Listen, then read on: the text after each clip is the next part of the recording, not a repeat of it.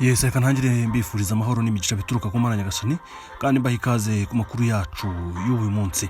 Reka mbonereho kwibutsa mwese mutari mwakora subscribe kumanuka aho hepfo mu magambo atukura mugakora subscribe namwe mwayikoze, ndagira ngo mbashimire mbikuye ku mutima kandi mbabwira ngo muri nkora mutima zacu. Twihuse rero titre cyangwa se umutwe w'inkuru tugiye kuba tubagezaho uragira uti umukobwa wa Anatole Nsengiyumva yagaragaje uburyo ingengabitekerezo ya jenoside yimuriwe muri Kongo igihe abicanyi bahungiragayo. Twihuse. Marie-Aime Umutesi akaba ari umwana w'umujenosideri Lieutenant Colonel Anatole Nsengiyumva wari ukuriye ingabo za FARI mu gihe cya Gisenyi, mu gice cya Gisenyi mu gihe cya jenoside. Yatanze ubuhamya uburyo ababyeyi babo bimuriye ingengabitekerezo ya jenoside mu majyaruguru ndetse no mu majyepfo y'intara zombi za Kivu mu burasirazuba bwa Kongo nyuma yo gukora jenoside mu Rwanda igahagarikwa n'ingabo zahoze ari za FPR Inkotanyi.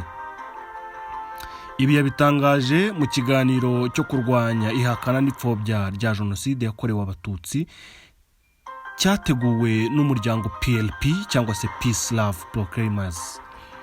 Umutesi yagize ati Imasisi hari abatutsi kandi bari hafi gutaha mu Rwanda, nuko interahamwe n'abasirikare bakagenda bagatema inka zabo bakagurisha inyama. Ndibuka umunsi abari batashye mu Rwanda barabahagaritse inka zabo bakazirira mu nkambi ya Mugunga. Nyuma yo gucyurwa mu Rwanda n'ingabo zahoze ari za FPR Inkotanyi nasubiye mu mashuri. Uyu ni umwana wa Anatole ukivuga. Nishyurirwa na leta. Iyo leta batwigishaga ko ari izatwica niyo yanyishyuriye. Nararangije ubu mfite akazi nkora ku bitaro bya Rutsiro.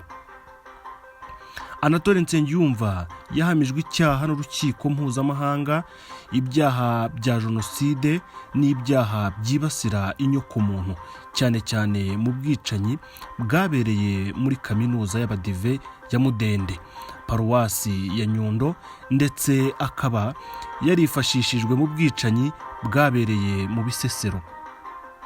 Anatole Nsengiyumva yavukiye mu cyahoze ari komini Satinski muri perefegitura Gisenyi. Mbere y'uko akurira ingabo mu cyahoze ari Gisenyi yari ashinzwe ibiro bishinzwe iperereza. Anatole Nsengiyumva avugwa kandi mu kazu kateguye jenoside kuva mu mwaka w'1990 hamwe na Bagasora Theoneste, Aloyizi Ntabakuze na Yosefu Nzirorera.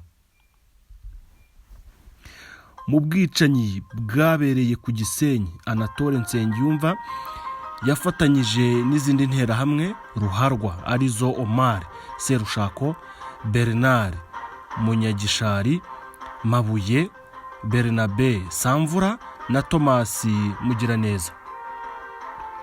Richard Mugenzi wari maneko mu ngabo za Habyarimana avuga ko kuwa 6 Mata 1994 indege ya Perezida Habyarimana imaze kumanurwa, Anatole Nsengiyumva yamutegetse gutegura ubutumwa buvuga ko FPR Inkotanyi imaze guhanura indege y'umukuru w'igihugu.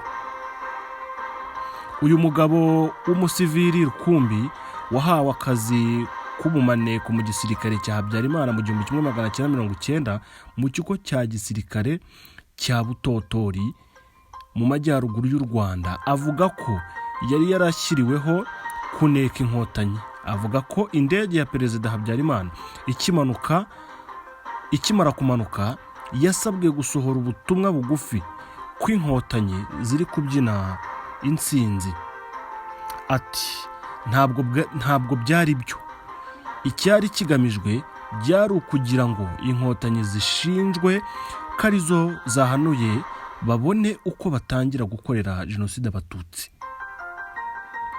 Mugenzi avuga ko mu by'ukuri ihanurwa ry'indege ya Habyarimana ryari uburyo bwo kumuhirika ku butegetsi bwateguwe hezanguni bari mu buyobozi bukuru bwa guverinoma ye, bakeka ko amaze gusinya amasezerano y'amahoro i Arusha, kandi ayo masezerano ngo yarahaga FPR imyanya ingana na 1/2 mu basirikare bakuru b'u Rwanda mu gihe bifuzaga kubamara. Ngayo nguko umukobwa w'umwe mu bajenosideri aragenda agaya cyane imyitwarire y'ababyeyi babo, icengeza amatwara ribi cyane na ideoloji mbi bakomeje kugenda bashyiramo abana, na nyuma y'aho bahungiye ntibigeze banyurwa. Bifuje ko bahoza u Rwanda ku nkeke, bagaruka bagasohoza umugambi mubisha batangiye. Gusa ibyo ntibizabahira, kandi n'Imana ntigomba kubareba icyoroshye, kuko upanga ikibi wese Imana ibihari. Ndagira ngo mbabwire ko mugomba kwishyiramo ko mu Rwanda turi bamwe, kandi ko turi bamwe. Ubu uri hanze y'u Rwanda, ubu uri mu Rwanda, ubyemere ntubyemere, u Rwanda ubu twese turi abanyarwanda, turi umwe, kandi icyo tugambirije ni uguteza imbere igihugu cyacu natwe ubwacu. Abafite imyumvire nk'iyo kababayeho. Murakoze cyane, njye nagaruka mu kanya ngena nkugezaho n'andi makuru agiye atandukanye. Bana natwe kandi subscribe, amakuru nk'aya tujye tuyakugezaho isaha ku isaha 24/7. Ngendagaruka mu kanya.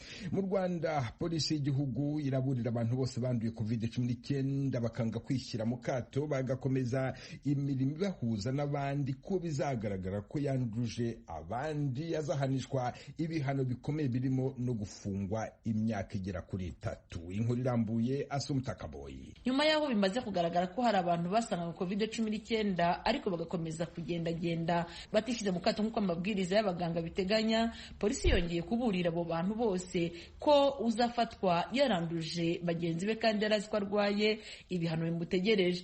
Kuri wa gatandatu urwego rwafashe umuntu wapimwe agasanganwa COVID-19 ariko ntahita ajya mu kato, ahubwo agakomeza guhura n'abandi. Polisi yasanze uyu wari wagaragajwe ko afite COVID-19 ari muri resitora ari kumwe na mugenzi we basangiraga. Umuvugizi wa polisi y'u Rwanda Jean Bosco Kabera yabwira Ijwi ry'Amerika ko wafashwe kuri wa gatandatu yaje yiyongera ku wundi mushoferi utwara imodoka watawe muri yombi nawe azira ko yabwiwe ko afite COVID-19 ariko agakomeza gutwara abagenzi. Uyu muvugizi aburira abantu bose bakomeje kwica amabwiriza ya COVID-19 ko ibihano bibategereje. Icyambere nuko indwara nyine barabizi irahari kandi iravuga. Cya kabiri nuko hari amabwiriza ahari y'uburyo abantu bagomba kwitwara iyo basanze banduye indwara. Icyo dusaba abantu rero ni ukubyemera. Iyo usanze wayanduye ukwiye kwifata nk'uko amabwiriza abivuga, y'uburyo ugomba kujya iwawe, inzego zikagukurikirana, aho uri mu mudugudu abantu bakagukurikirana, waremba ukaba wajyanwa mu bitaro. Ariko rwose kurenga ku ayo mabwiriza yakurura ibibazo, kubera yuko uramutse wanduje abantu bikagaragara yuko wabanduje kandi wari uzi yuko bagusanzemo iyi ndwara, urumva biba bigiye mu bintu by'ibihano bikomeye ku buryo byakurura ibibazo. Turababwira rero yuko icya mbere ntibayirinde, icya kabiri n'abasanze bayirwaye gukurikiza amabwiriza. Polisi y'igihugu iburira abarega kuri aya mabwiriza ko bazahabwa ibihano birimo n'igifungo. Murangira Thierry, umuvugizi w'urwego rw'igihugu rushinzwe ubugenzacyaha RIB, yasobanuye bimwe mu bihano aba bantu bazabona. Nk'umuntu uba uzi ko yanduye indwara runaka ishobora no kwanduza abandi, icyo asabwa ni uko bagomba kwirinda. Mu gihe rero atirinze akagumya kuyikwirakwiza mu bandi, yahanwa n'ingingo y'117 itegeko riteganya ibyaha n'ibihano muri rusange mu Rwanda. Umuntu wese abishaka wanduza indi ndwara ishobora gutera ubumuga abakoze icyaha, iyo bihamijwe n'urukiko ahanishwa igifungo kitari munsi y'imyaka 2 ariko kitarenze imyaka 3, ndetse hakiyongeraho n'ihazabu y'amafaranga y'u Rwanda atari munsi y'ibihumbi 300 ariko atarengeje ibihumbi 500. Iri tegeko yari nk'indwara idakira, igihano kiriyongera kikagera mu myaka 20 hagati ya 20 na 25. Mu by'ukuri igihe cyose wahawe resulta positive igaragaza ko ufite ubwo bwandu runaka, ari ubwa COVID ari n'ubundi bwandu, uba ugomba kwirinda kuba wakwanduza abandi.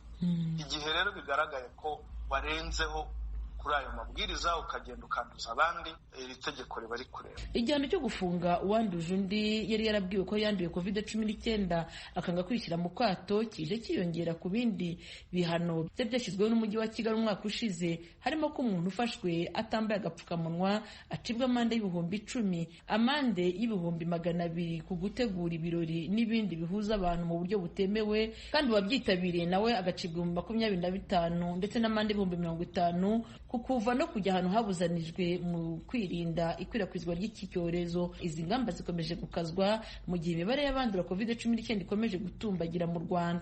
Ku munsi w'ejo abantu banduye COVID-19 bari 868, bituma umubare w'abarwaye COVID-19 mu gihugu hose ugera ku 35,886, harimo 26,977 bamaze gukira iyi ndwara. Abakirwaye bakaba bangana n'ibihumbi 8,498.